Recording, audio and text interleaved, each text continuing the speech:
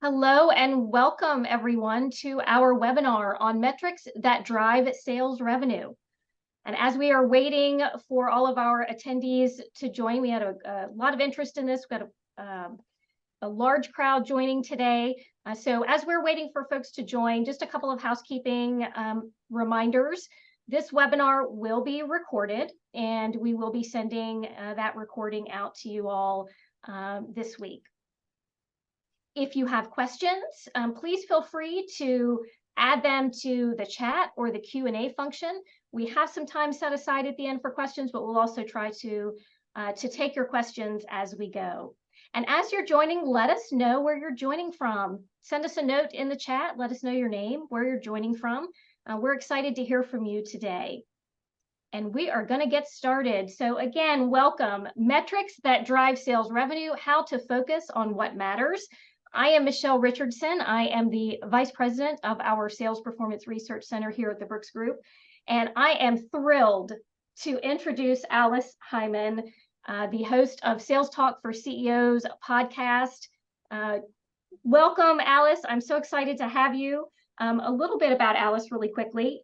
She has started her own company in 1997. She's nationally known for working with B2B companies that have exceptional growth potential to elevate their sales and increase their valuation. She spends her time strategizing with CEOs, sales, marketing, and customer success leadership to build strategies that find new business and grow existing accounts. And we are going to have a blast today. Welcome, Alice. Oh, thank you so much. It's so much fun to be here with you today because we have a topic that I know is something on everyone's minds, and we are going to leave them with so many actionable things. That's what excites me the most. So thank you all for being on the call. And again, want to reiterate, just ask us questions. We'll answer the ones on the fly that, fit where we are, and the rest we'll try to get to at the end. But thanks, Michelle, for inviting me to be with you today. Oh, absolutely. As you said, hot topic. We are going to really dig in and give you all some great information. Welcome, Lisa, James. We've got a visitor in from India. Thank you so much for joining. Let us know your thoughts in the chat. Let's dig in. Hi, Doug.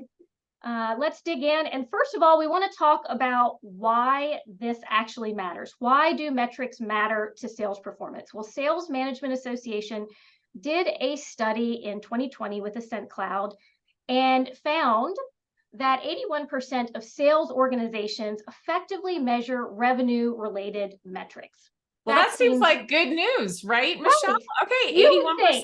I don't know what the other 19% are doing, but great for the 81%. Exactly. I think that says that, we all know and do a good job at measuring revenue-related metrics. However, Alice, there is a caveat. Less than 50% effectively measure other metrics. So beyond revenue, and that's sales activity. That's things like customer retention, customer engagement, customer satisfaction. So that's intriguing to me, Michelle. Wondering about that. Now, I know, most of the companies in the world are smaller companies. They're not the Fortune 500 and above. They don't have all the resources. They don't have sales ops, sales enablement, all of those things that might help them measure. But my goodness, measurement is, fairly straightforward. We're going to talk some more about that. It's like, you're doing this, we need more of this to get there. We do this and we measure it, right? So it's amazing to me to think that only 50% are measuring anything outside of revenue, because as you and I both know, and we'll talk about in a minute, revenue is a lagging indicator. And by the time we know that number, it's too late for us to make any changes. Exactly. And again, I think we're all just so comfortable with that revenue number that we either don't think about other metrics, or maybe we don't realize how important they actually can be. Yeah. So what the Sales Management Association found out was that high-performing organizations effectively track a wider range of sales metrics. No surprise, right? Yes, exactly. So there's a correlation between tracking wider, more metrics and your overall sales performance. And what they found, effective measurement correlates with higher performance. And that's what we want for all of you. And I know that you wanted to. What you are always looking for is ways to improve, right? Ways to move forward, ways to keep the revenue increasing. And so that's why this talk is so important. Effectively measuring, right? That's going to make a difference for your performance. So it behooves us all to slow down and figure out what those measures are. Yes, exactly.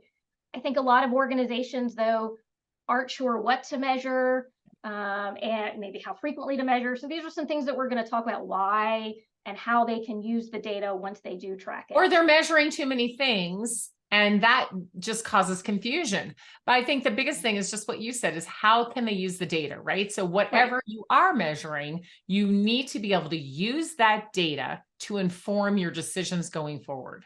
Yes, yes. And you hit on an important part, which is, this data here kind of indicates that you can measure too little, right? Maybe only revenue related metrics, but you can also measure too much. And that causes its own set of issues because now your sellers don't know what direction to go in. Right. And they're overwhelmed. Yes, yes. All right, so let's talk about seller frustrations. We're talking about overwhelmed sellers. Right now, we have sellers that aren't meeting their goals. And okay, that was just reflected also in the fact that we're not even measuring something. So it's like interesting, because if we're not measuring, we can't make adaptations. Then sellers don't meet their goals. Then sellers become frustrated. Right. And then your sales team has low morale. As a result. Yes, exactly. There's a Gartner study that said 89% of sellers report feeling burned out at work. And then that becomes a vicious cycle, right? Your sellers don't meet their goals. They get burned out. They have low morale. They have a hard time bouncing back. It's just circular. Circular. And then the end result then is companies don't meet their goals. And really what we both know is that a frustrated seller is not a good seller, right? No. That frustrated seller cannot put on a happy face and the enthusiasm and get the care in their heart that they need to go out and solve problems for their customers. Right. So we really don't want frustrated people with low morale picking up the phone. I mean, I think I told you this story the other day, Michelle, when we were, preparing for this, but I had a salesperson look straight at me and say, nobody wants to talk to me. Which is just, that makes me sad. That makes me right? sad. It makes me so sad. But think about it. So this person has been dialing the phone and not getting anyone to talk to. They're frustrated. Their morale sinks. They get on the phone and make more calls, right? It's a self-fulfilling prophecy. First of all, if you think that no one wants to talk to you, you're right. No one wants to talk to you. Then you have, low morale and a poor attitude. And, you cannot possibly do what you need to do, even with the right message. If you are frustrated and have low morale, you're not going to get people to talk to you. So you may not think that this is really impacting your sellers, but it truly, truly is. And, Michelle, I had a really interesting conversation with Tiffany Bova yesterday, who wrote Growth IQ and most recently the Experience Mindset. And we were talking about how customer experience is so closely tied to employee experience. Yes. And the employee experience, when it is one of frustration, one of low morale, that person cannot possibly support our customers in the way they need to be supported anywhere in the buying cycle, right? From hello to I'm your loyal customer, that employee just is not able to do that. And so if you're thinking, oh, well, my salespeople aren't all that happy, but they should just do their jobs. Go sell more, right? Seller happiness is important. Right. Sellers with frustration and low morale, they don't do a good job selling. Right. And that has an impact on how the sales leaders, the sales managers on this call coach their sellers. Because again, if you are dealing with a team with low morale, they're not hitting goals, how you coach them is going to be very, very important to getting the results that you and they need. Absolutely. Yeah. And there's so many things causing these frustrations. I see that James wrote in that his operation teams has trouble delivering what he sells. Yes. That can make sellers frustrated too. And again, demoralized. What do you mean? I just sold that. And now you're telling me you can't deliver. Now I've got to go back to the customer. That's embarrassing. It's going to make it hard for me to sell anymore. So there's so many things contributing to this. Right. But these are big problems that take time to think through. All right. Yes. So where do we go from here with these seller frustrations? We want them to stop being frustrated. So we'll get to that when we start to talk about coaching. Yes. All right, Michelle, lagging indicators, right? You and I Yes. have had so many conversations about this. Like, all right, what are we all measuring? We're measuring lagging indicators, and lagging indicators are just all about past performance. Now, it's not that we shouldn't measure these things, because we do need that information.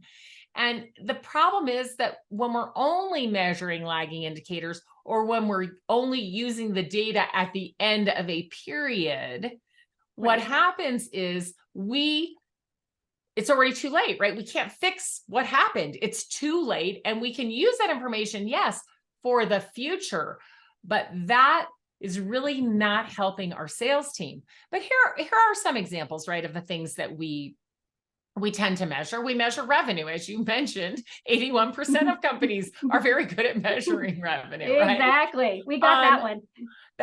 We got it down.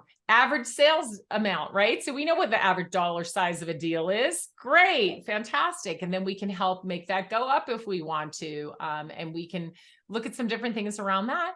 And most of us know the length of our sales cycle, although I will beg to differ with that, really, because I think a lot of people don't know the length of their sales cycle because of how poorly they use their CRM. And so things get in there and just sit and sit and sit, and nobody's really had any forward motion on them. They're not actually working those deals. So they're just sitting there aging, and we're counting those into length of sales cycle. However, that is something we can measure and we can have an impact on after the fact, for sure. So again, important, right, Michelle? But we need to look at some other things. Exactly. Yes. Important. Most of you are probably measuring those lagging indicators. We're not saying do away with them, but don't rely on them solely for your decision making. But then there's leading indicators. So your leading indicators help forecast future performance. And that's what we've been talking about. And I think what's so important about leading indicators is they are in the moment, right? We are looking at these much more frequently. The lagging indicators are usually end of month, end of quarter, end of year, right? They're at an end of a period. With leading indicators, we should be able to take a peek at them at any moment in time and make adjustments based on the data. Yes. So what are some examples of things that are really leading indicators? Yeah. We've got pipeline, we've got number of calls made, we've got emails sent. Right. So at the end of a day, let's say we know that when you send 50 emails a day, you will get 5 responses, and 3 of those will turn into a conversation. Great. So at the end of the day, if you haven't sent 50, I know that you're not going to be able to have the number of conversations that you need to have if we have that data and we know that specifically. So then I know that the next day you've got to make those up. Otherwise you will be behind at the end of the week, right? So we can use that information in the moment at the end of a day versus at the end of a quarter when it's, again, too late, right? Now, you know my pet peeve on number of calls made, Michelle. I do. Yes, there's a big caveat on some of these metrics on number of calls made, email sent. What is your pet peeve, Alice? Well, we're going to talk about this a little bit more, although not a deep dive, but number of calls made really can be nothing. I have an example that I shared with you, Michelle, earlier. 2 very seasoned appointment setters, I would say equal in talent in many, many ways. and compensated the same as well. Both of them were to call on a lead list that was from a trade show. And one of them just blew it out of the water, made more calls than anybody ever in the history of that company. Wow, right? Yeah. Rewards. You made so Right. many calls. The other rep did not make anywhere near as many calls. But guess what the other rep did, Michelle? I'm going to say got through, talked to customers, booked appointments. Got some appointments. So Yes. well, great that you made 100 calls. Where are the appointments? Okay, you only made 50 calls, but you actually got appointments. So we really have to be careful of what we measure. I have another story of a client that, oh my gosh, dear client, love them so much.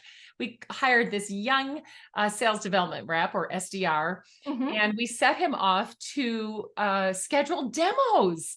And oh my gosh, I cannot tell you how many demos he scheduled, like more than ever in the history of the company. Like nobody could believe it. And the people even showed up for the demos, which, you know, salespeople love it when they show up. Well, the conversion rate on those demos was 0. But he scheduled demos. Oh, he scheduled demos, and he got paid to schedule demos, and he got paid when they showed up, and they showed up. Why did they get 0 conversion? Because he scheduled them with the wrong people. The people he scheduled with had no decision-making ability whatsoever, and really didn't even know how to help him find the decision makers, or help the AE find the decision makers. So it was an exercise in futility. Obviously, we stopped that. But again, if you measured demos, he absolutely did what he was paid to do.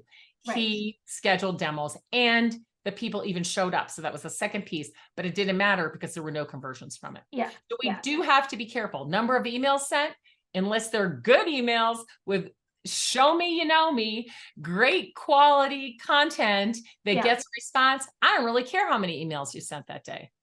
Yeah. So we have a couple of questions, and I think we've kind of touched on this a little bit, but I'm curious to get your thoughts. So a question is coming from Lisa. What do you find is industry standard for emails sent and calls made per day? There is no industry standard. And I think for different industries, it would be different, right? And it also depends what level of buyer you're calling on, right? Yeah. So I really want people to stop sending volumes of emails and making volumes of call.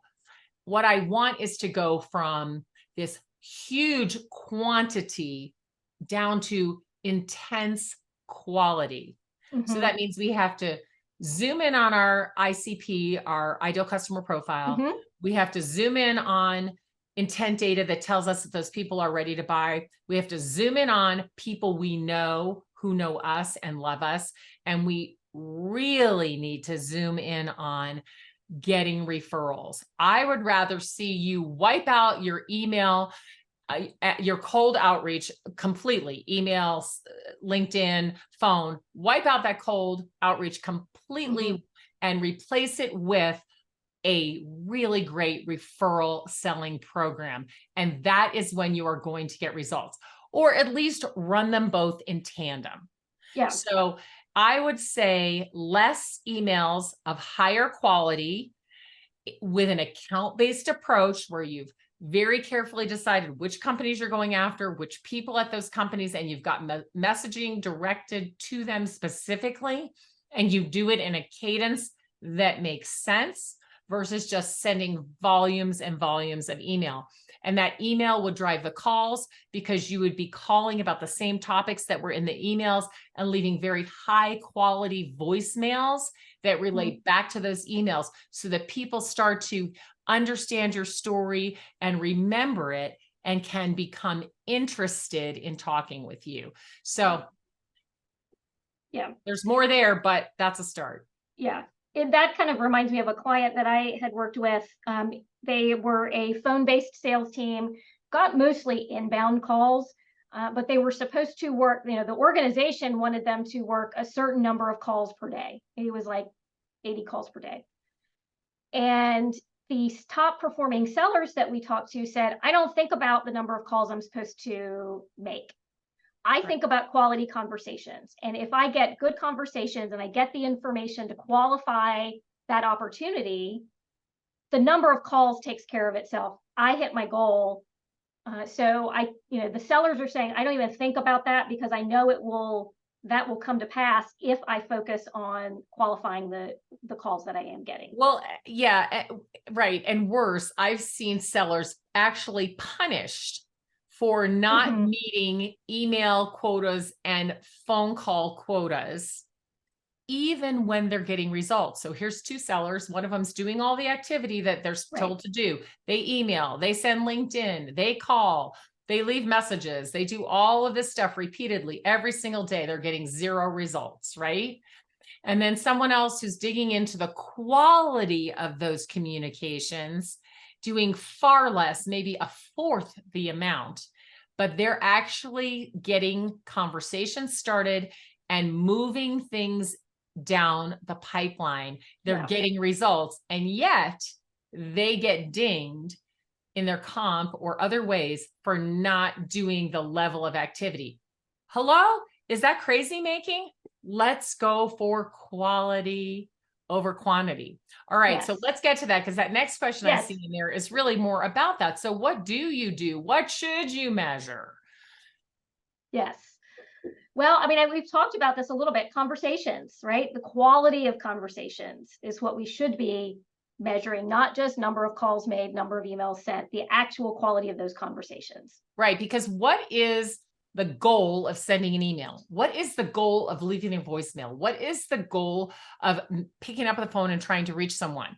The goal is to have a conversation. Now, if you're just dialing for dollars, you're going to get a lot of people on the phone that don't need or want what you have, and that's a waste of everyone's time. But if you are really focused on your ICP, your ideal customer profile, you're doing an account-based approach, right? And you've got high quality messaging that matters, and you're showing each individual that you reach out to that you know them, you know what a day in their life is like, you know what their problems are, and you have solutions for those, right? So if you're doing all of that, you're going to have the opportunity to have these high quality conversations that can move a deal forward, right? Because people will be interested. So I think measuring conversations is so much more important than pretty much anything else we can measure, because in the end, that's what a salesperson needs to close a deal. You can't close a deal if you're not having any conversations with anybody, right? Right. Exactly. Yeah. So what about, so prospecting engagement level, right? Downloads, responses, clicks. Again, that's just continuing what we've been talking about. It's the engagement, right? The response from the customer. Well, part of it belongs to marketing and part of it belongs to sales, but in some companies where there isn't a lot of marketing, sales takes it all, right? Right. Again, the quality of your messaging is going to drive the response rate. And, when they click to just download something, that's great. We don't give them a call necessarily right away, although some companies do. We nurture that, right? And then give them more and more information to get them interested enough, right, to pique their curiosity so that they want to have a conversation with us. So if we're measuring on how many things we sent or how many clicks versus what the true engagement is, then we're measuring the wrong thing again. So open rates, we all know, are useless. I need to know how many people click through. I need to know how many times they clicked through. And I need to know if they actually read the entire document or a part of it, or if they forwarded it. And these are all things that can be measured today, depending on how you send them and what tools you're using. So measuring that, just open rates, for example, is really just useless. Measuring the number of followers on your social media. Yes, it's good to see it grow, but are they engaging with you? Are they commenting? Are they clicking like? So I think we have to dig a little deeper on those things and actually see whether people are responding and engaging. Right, right. And again, on here, the next one, demo quality. I think again, the theme is quality over quantity, right? Right. Or is the quality of the demo, is it there? Are you with the You right have the right decision people. makers? Right. That's, going back to your example of doing demos all day long and no one was in a position to buy, or no one wanted to buy at the end. So there's a disconnect there otherwise. They were great demos too. I watched this kid demo. He was amazing. And the people were like, wow, this is great. Right. But then they're like, oh yeah, no, I don't, I have no idea how to buy this from you. Right. Right. So yes, demos are important and you absolutely need to measure them, because if we know that we need 10 demos a week to make one sale, we have that information, then you better do 10 demos a week, but they better be great demos Exactly. with the right people in the room. Right. Exactly. Yes. So don't just measure the number of demos, right? Measure the demos that are done with high quality, with the right people in the room, and that advance. And so that makes me think about something that's not on this list you and I talked about earlier, which is conversions. So that's something else. All of this, right? The whole point of doing any of this work is to convert something, right, into a sales qualified lead, a marketing qualified lead, or a deal, right? We need to convert interested people into buyers, and we have to move them along their buyer journey. So those demos need to lead to conversions. They need to lead to next steps first. Right. Small commitments, right? Take us to the big commitment at the end, which is the closing. But these demos have to convert. And so that's really what we want to measure. Were they high quality? Were the right people there? If the answer is yes, then a good high percent of them should convert. Right.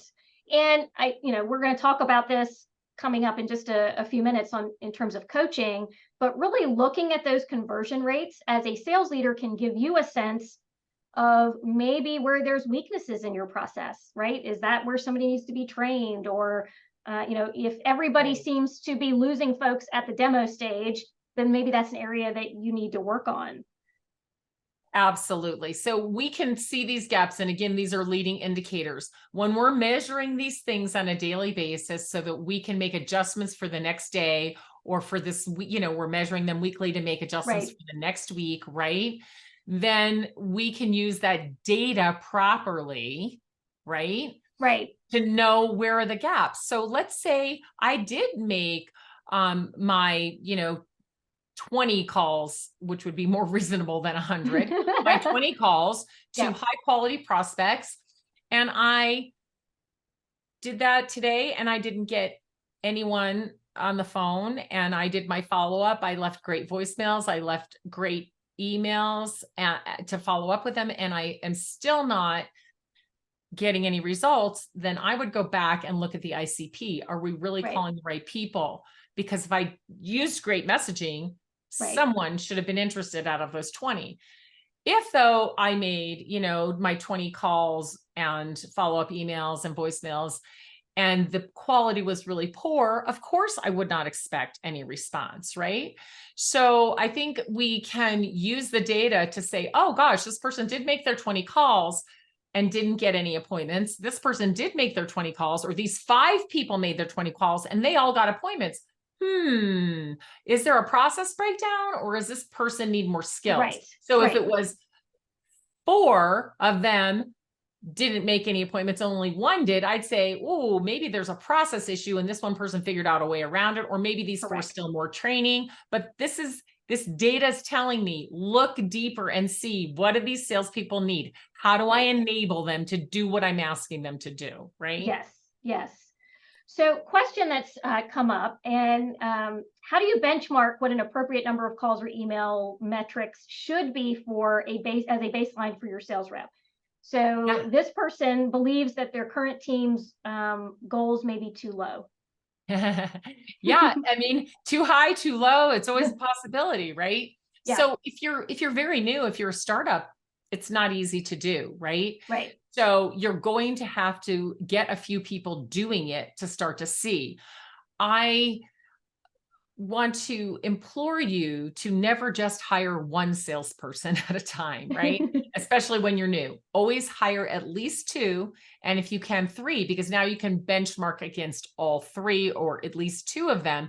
One can do it, the one can't, none of them can do it. Oh, must be my process, my problem, right? Right. Not a training, or maybe it's a training issue. So, again, the data informs us. So if you already have an existing sales team and you're not sure what the benchmark should be, look to your high performers and Mhm. see what they're doing.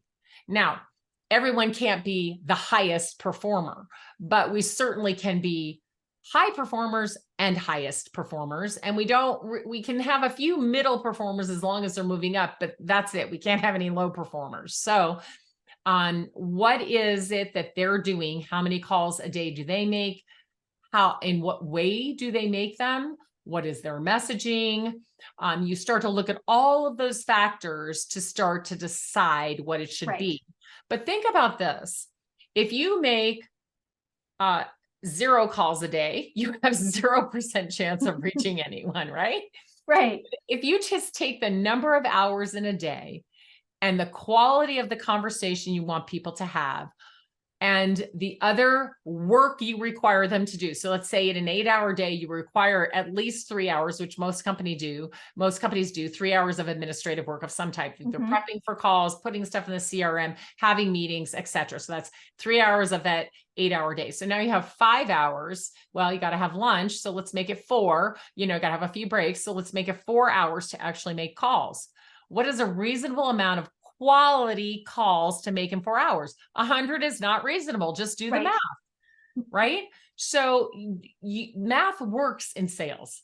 Do the math always. Back into what you want and think, okay, let's start with 20 calls a day. Can everybody make 20 calls a day? All right, let's see. If they're sitting around with nothing to do, then you'll know that's too few, right? Right. But Right. for a day or two, right? Just do that. The other great thing you can do when you're trying to set benchmarks is time on task activity. So you say, we're going to do this activity, and for 1 week, this piece of paper by your desk is going to be right here. We're not doing it on the computer for a reason, because they're busy with other things on their computer. And at the top of the hour, you write down what you've planned to do. And at the bottom of the hour, you write down whether you did it or not and how long it took you, right? And then you continue your time on task to see, well, this is how many calls I made. This is how many meetings I went to. This is what sucked up my time today. This is how long it took me to enter everything to the CRM. That will help you start to benchmark. I think that's a great point. I mean, that's a very kind of back to basics approach of just let's track kind of what it takes for us to do our tasks. All right, another question that's come in. How much time do you spend on non-ICPs to try and get to the ICP? 0. Agreed. So if you know who is most likely to buy from you and why they're most likely to buy from you, you only go after them. Now, if you're talking about opening a new market, then you're going to have a different ICP for that market. So people talk about TAM, total addressable market, right? Mm-hmm. The only people who should be in your TAM are people who are your ideal customers. Otherwise, why bother? When you're trying to sell people who don't know you, aren't interested, don't buy what you have, it is way too hard. It's futile, right? Right. So you have to choose out of the bazillions of companies out there, only the ones who are most likely to buy from you. And then you build an account-based approach to go after them. Yeah. I would add too that if you're trying to get to an ICP, rather than going through a non-ICP, maybe look for referrals, or really then examine the messaging that you're using to make sure that it's going to resonate with that. Well, that's the other thing. persona. Within your ICP, your ideal customer profile, I think about that as the list of companies who fit the criteria that are most likely to buy from you. And then your ideal personas or buying influences are the people within those companies who are most likely to be involved in that purchase. Yeah. And you need both. And you need specific messaging for that industry, right? Right. And those types of people and what they do for those personas. So that messaging has to be carefully honed. And when you're doing that, there's no need to go after everything. The riches are truly in the niches. I've said it a million times. You've heard other people say it. When you are going after the niche that knows you, that cares about what you do, that needs what you do, it is so much easier to sell. And then when you add on top of that a referral selling process that gets you introduced so you don't have to do cold outreach, your company is going to do phenomenal. Yeah. Great. All right. Point.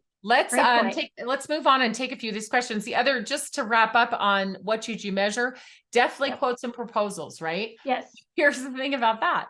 I had some clients who were doing quotes and proposals way too early in the buyer's journey. Yeah. Somebody would say, oh, I'm interested. Oh, I'll send you out a quote.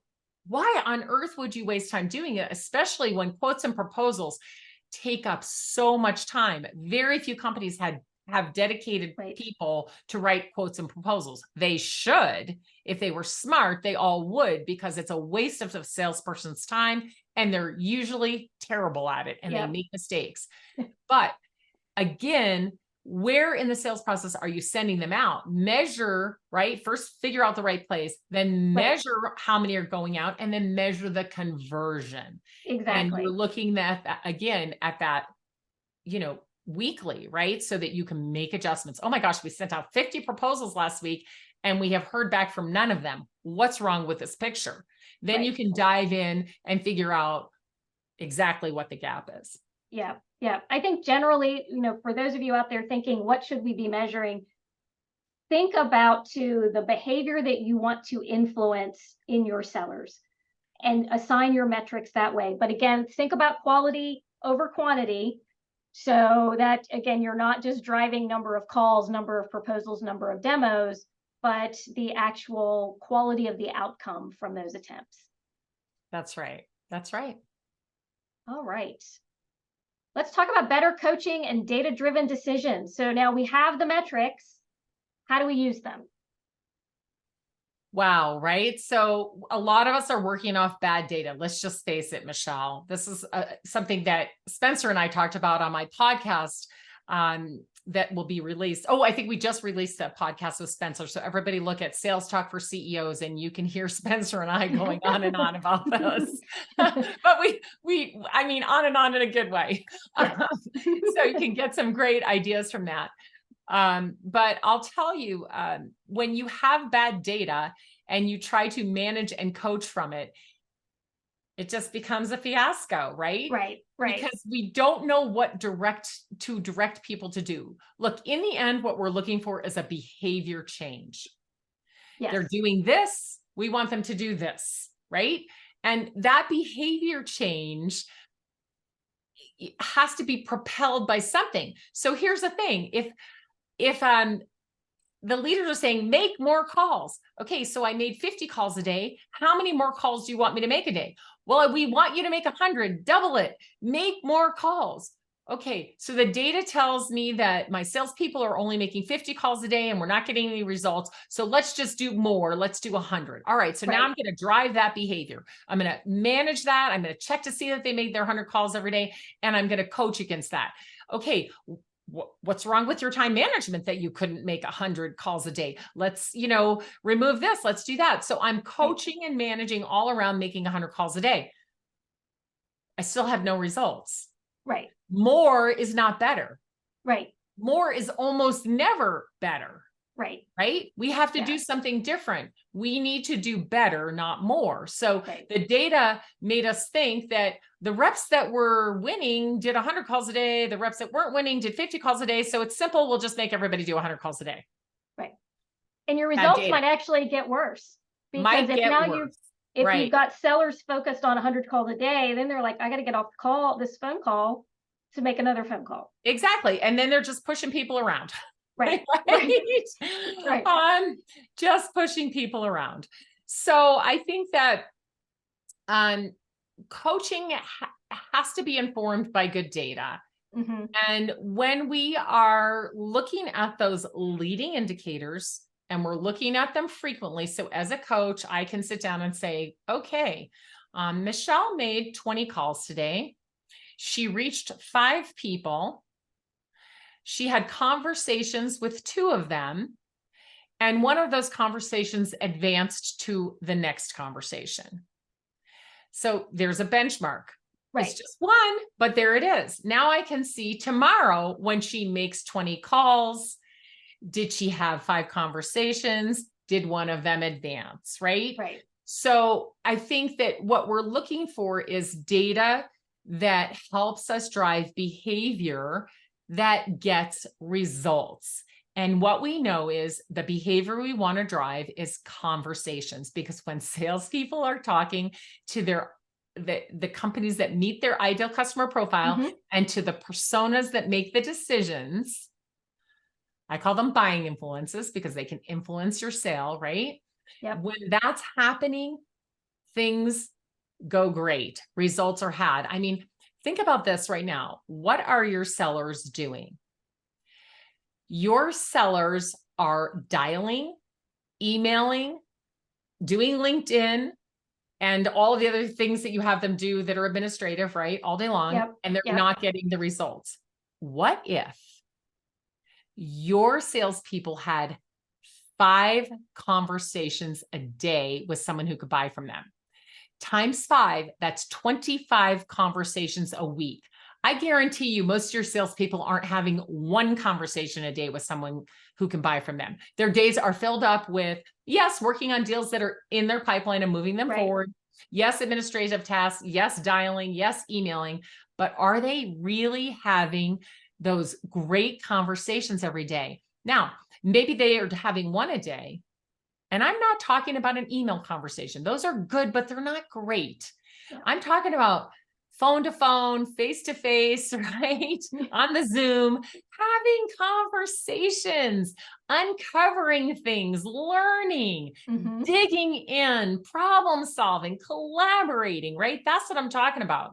How many of those kinds of conversations do your salespeople really get to have each day? And whatever that number is, increase it. If it's 1 and you go to 2, that's double. Imagine how your results will increase. So if it's 1 a day, that's 5 a week. If it's 2 a day, now it's 10 a week. The results will be exponential. So we really have to stop and think, what behaviors are we driving? Coach to get conversations. That's what you coach to. And then once they have conversations, coach to move them, the deals forward and to close. And then once they've done that, coach to have a flawless onboarding and customers who are successful using what you sold them. There you go. You've got all your metrics right there. All right, so we do have a question about, since we've been talking about quality of conversations. And so Mike has asked, how do you really rate the quality of conversations? It's helpful, but it's difficult in terms of really evaluating qualitative data. How's the best way to share this even with the wider sales team to help them learn and inform value? So kind of 2 questions in one. How do you really evaluate the quality, and then how do you use that with the wider sales team? So first you have to know what quality is, right? So we got to Yep. define it. Okay. So you need to sit with the other leaders, you need to sit with your salespeople, and you need to ask this question: what makes a quality conversation? What happens in a conversation where the person who can buy from you says, let's move forward? Mm-hmm. Or the group of people you're talking to say, yes, we're interested, let's move forward. We're committing to have another call, committing to a demo, committing to a POC, a proof of concept, committing to something. So what makes a great conversation, right? So then if we know what those things are, it's when they ask us great questions. Check. A quality conversation has the buyer asking great questions. A quality conversation has great answers, which means the seller asked great questions. A quality conversation has, in a quality conversation, we hear things like, I hadn't thought about that. That's really interesting. Is that possible? So what are we listening for, right? So what are some other markers of a great conversation? Certainly when they say, well, what are the next steps? What do we do next? Versus the seller having to say that. So when you're starting to look at these key markers of a great conversation and you can list them out, now you could use a great tool like Gong or Chorus, or there's probably many others out there where you can set up those as the markers, record those conversations, have those tools find whether those key things were there, and start to deliver data to you about how many quality conversations are happening. Unfortunately, what we tend to measure in those type of softwares is, did they mention price? Like, who cares? Anybody who has a need that you can fill will get the budget to do what they need to do, or they won't. The price is really not important, especially early on in the conversation. Now, if you have a transactional sale, it's totally different. I'm talking about a business-to-business complex sale. So if you are listening for things like price and objections, you're listening for the wrong things. You should be listening for collaboration, good questions, good answers, questions back. I would say if the buyers are asking a lot of questions, that's a sure sign that things are moving forward. So you've got to first know what good looks like and write it out, and everybody agrees on it. Then you can plug that into a tool, or you can simply just record the calls and have call club where the sellers listen to each other with their checklist. Did the seller ask questions? Did the buyer ask questions? Were there any aha moments? Whatever it is you've decided is on that checklist, you can just simply, without any tools at all, except a recording device of some type, you can listen to these calls and diagnose the quality, right? So I think that's important. Now, everybody does have to agree on what good looks like in order for that to move forward and happen. And what you may find is that your sellers need to be retrained, because they might have been retrained to talk about price and objections, and they might have, been trained in the old BANT, budget, authority, need, and timing. Blow that out of the water. That is so 1980s. Okay. So we really need to think about how the buyer wants to buy, what signals they give us when they're interested. And that is what we need to look for and set up our measures around that. Yes, 100% agree. I think, as a sales manager or sales leader, part of your responsibility is listening to these calls and coaching and knowing what good looks like and developing your team. So whether you do that through tools like Gong or Zoom, which are incredibly helpful, making joint calls with your sellers and observing, right? And having those post conversation coaching conversations or post sales meeting conversations, being able to ask them, what are the definitive next steps that were agreed upon with you and your prospect? That's another clue that the sales process is moving forward, and perhaps you had more of a quality conversation there. Yeah. There's a question from Nikki about recording calls. Yes. Okay. So I am not an expert, but I can tell you that there are federal regulations and state regulations around this. So people do need to be notified if the calls are recorded. There are many different ways to do that. If you're on a Zoom, you can simply say, hey, do you mind if we record this? It helps me review and take notes. It helps us learn. Most people are not going to say no, right? Some people have automated messaging that says it's being recorded, right? And even on Zoom, it says, is it okay? A pop-up comes up, they're recording you. So people can say, oh, no, please don't record me. But when you phrase it around learning, which is really why we are doing this, when you phrase it around learning, people are usually open to it. And if they're not, you just simply can't record those calls. Now, if you're on the phone, it's the same thing. You've got to have some sort of recording that states that this will be recorded, or you have to simply ask, hey, would you mind if I record this call so I can review it later for my own learning? That's all you have to do. But yes, there are laws. You need to look them up. You need to know for your state what they are and what the federal regulations are and how they apply to your industry. Great. All right. So Elizabeth has a question here. How do you come up with an intention to bring to every call or meeting during each phase of the sales cycle? How do you I mean, come with an so how do you intention? come up with an intention? And I think, so I'll give my thoughts, Alice, and toss it to you. But I think that you need to have a purpose for every conversation with a customer. So what is it that you or the customer, most likely the customer, wants to accomplish during that conversation? And that's what you need to say. You know, the purpose of our conversation today is to review our proposal, or the purpose of our conversation today is for me to understand a little bit more about what you're looking for and determine if there's a way for us to work together. But there does need to be some purpose for that conversation, because number one, that gives the customer confidence that this is time worth investing in a conversation with you as a seller.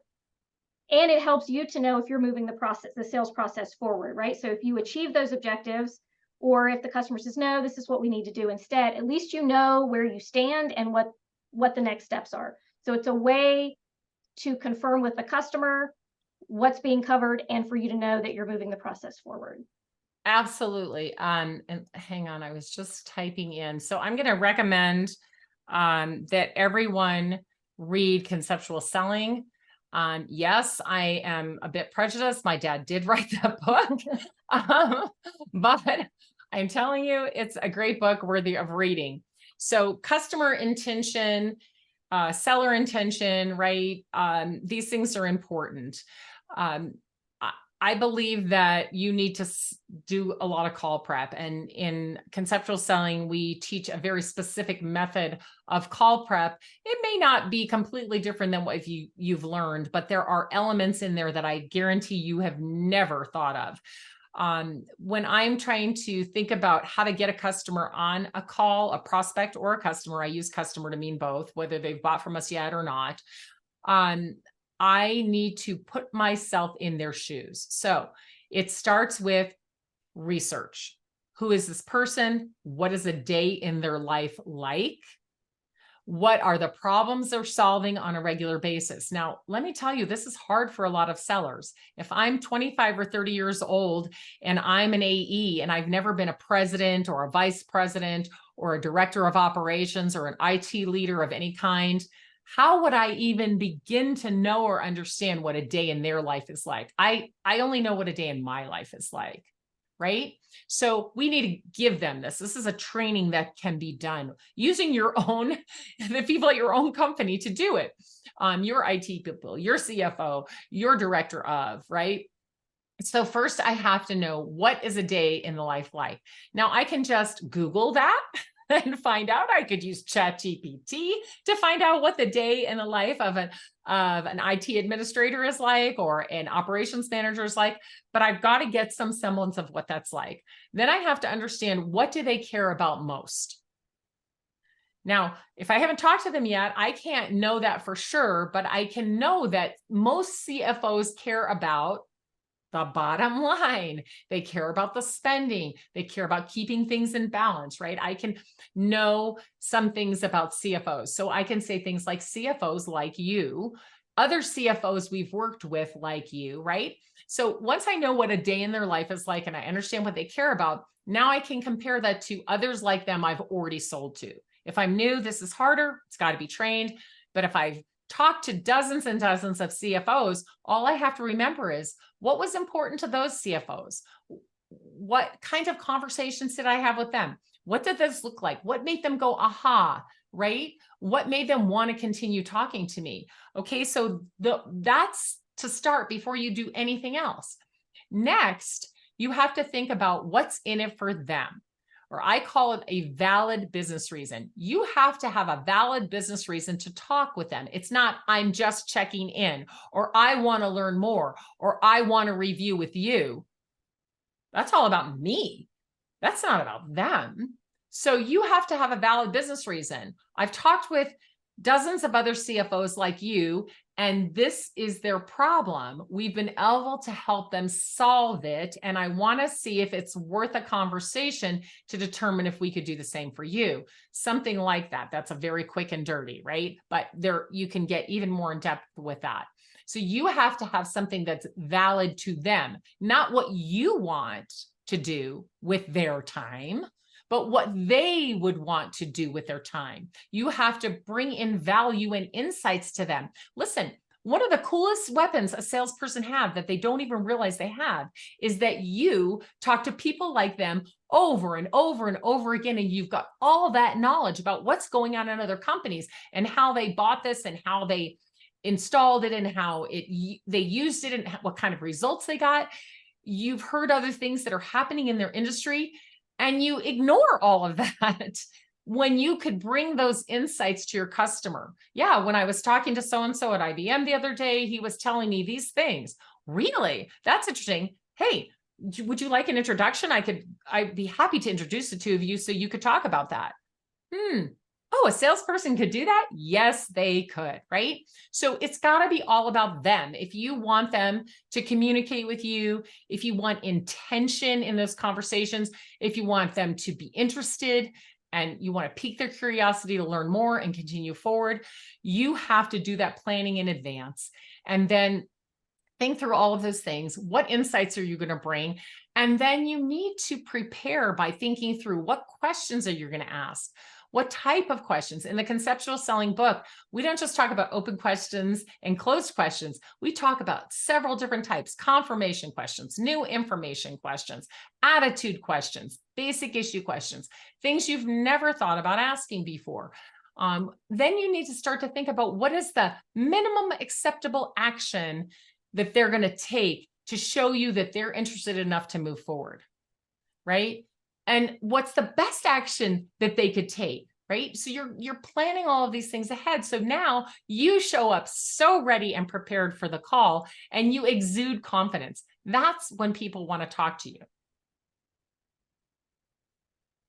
Great. Thank you. That is a great answer. And I feel like there's a lot of great advice in that, in terms of being customer focused, in preparing for your conversations. In impact selling, we teach very similar methodologies in terms of going into every call with an objective, a statement of intention, knowing that the outcome, you will be moving the process forward. You want mutually agreed upon next steps. And that way, you know that you've got a valid business reason to be meeting with your customer. Let's talk about immediate action steps. We have covered a lot of ground today.